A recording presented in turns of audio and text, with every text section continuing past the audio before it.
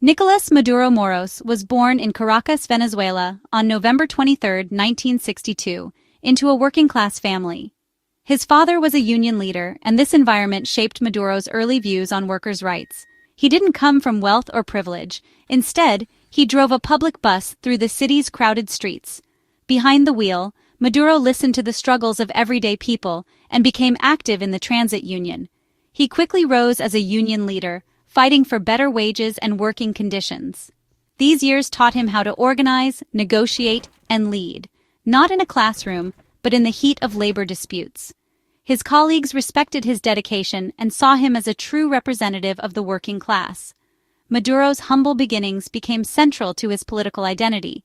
He often reminded voters that he was one of them, a man who understood their daily struggles. This image helped him connect with Venezuela's poor and working class, who felt ignored by traditional politicians. His background gave him credibility and a unique perspective as he entered politics. Before he was a president, he was Nicolas, the bus driver, a story he would use to define his leadership. This chapter set the stage for his rise from local union figure to national leader. It explains his political style, his rhetoric, and his focus on the working class. The journey from the streets of Caracas to the presidential palace would be anything but ordinary. Maduro's leap from union leader to national politician was fueled by his loyalty to Hugo Chávez. In the early 1990s, Chávez's failed coup and imprisonment inspired Maduro, who became a passionate supporter. He organized rallies and spread Chávez's message, earning a place in the movement's inner circle. To deepen his political education, Maduro spent a year in Cuba, learning about socialist governance. Returning to Venezuela, he joined Chávez's Fifth Republic movement and became a founding member. When Chávez won the presidency in 1998, Maduro's political career accelerated. He was elected to the Constituent Assembly in 1999, helping rewrite the nation's constitution. Maduro then served as Speaker of the National Assembly and later as Minister of Foreign Affairs, building alliances abroad. In 2012, a gravely ill Chávez named Maduro as his vice president, signaling him as the chosen successor. In his final address, Chávez urged his followers to support Maduro if he could no longer lead. When Chávez died in March 2013, Maduro became interim president. He was no longer just a supporter. He was the heir to the Bolivarian Revolution. Maduro's rise was built on loyalty, hard work, and a deep connection to Chávez's vision. The transition marked a new era for Venezuela. With Maduro at the helm, he inherited not just power, but the immense challenge of carrying Chávez's legacy forward. The bus driver was now the chosen leader of a nation in turmoil. In April 2013, just a month after Chávez's death, Venezuela held a special presidential election. Maduro narrowly won, promising to continue the Bolivarian Revolution.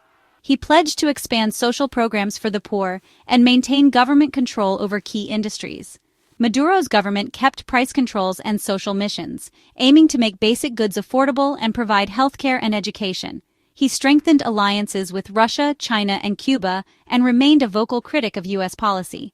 His leadership style echoed Chávez, long speeches, populist rhetoric, and framing the struggle as people versus elites. Maduro accused opponents of plotting coups with U.S. help, energizing his base but deepening divisions. Critics argued he used foreign threats to excuse government failures. As president, Maduro faced a nation on the brink. His promises would soon be tested by crisis. The road ahead was uncertain and fraught with challenges.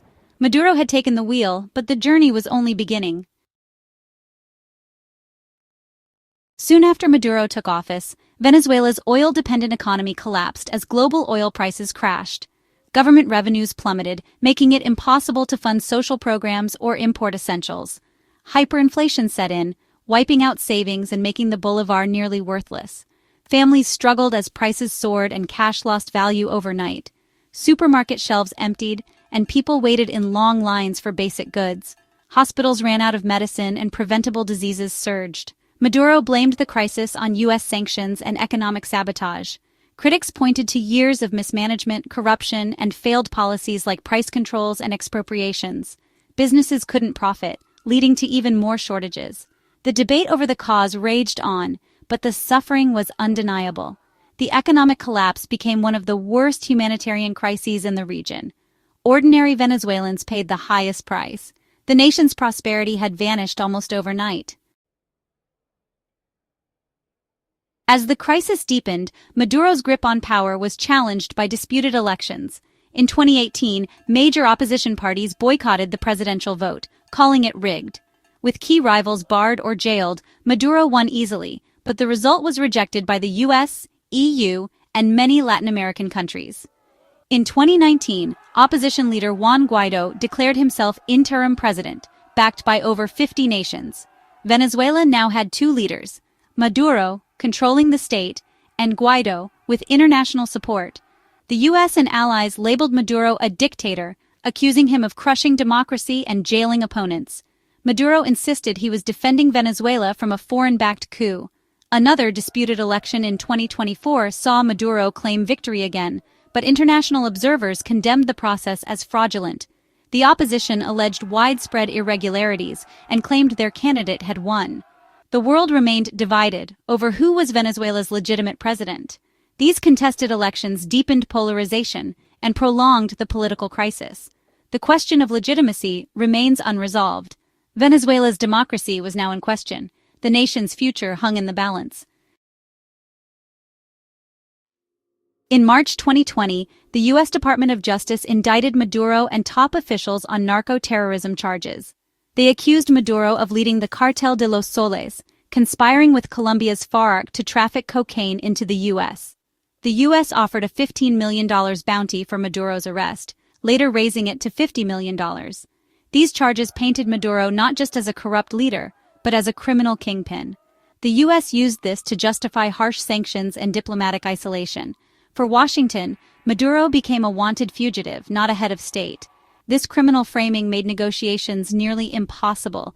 The standoff escalated to new levels of hostility. In response to the indictments, the U.S. ramped up military pressure near Venezuela. In 2020 and again in 2025, the Pentagon deployed warships, submarines, and thousands of troops to the Caribbean.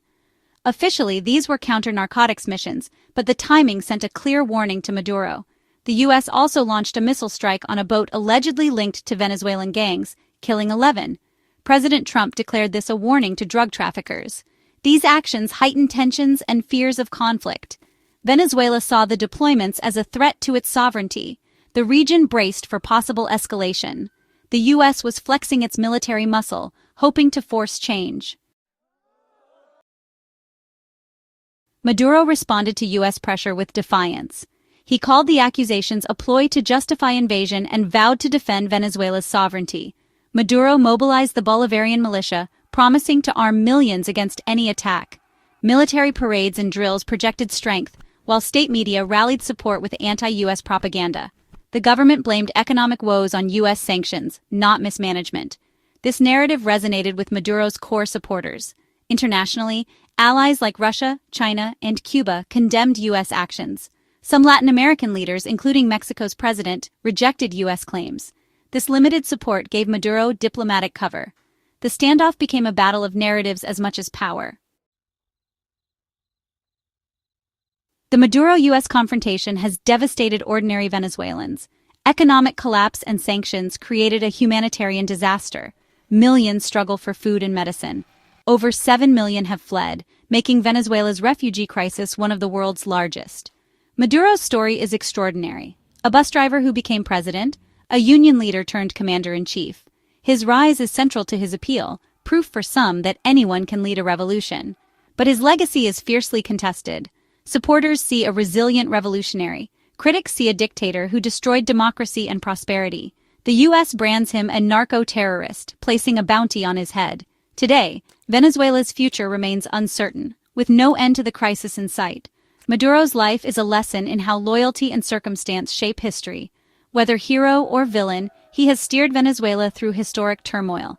The final destination is still unknown. The bus driver's journey is far from over.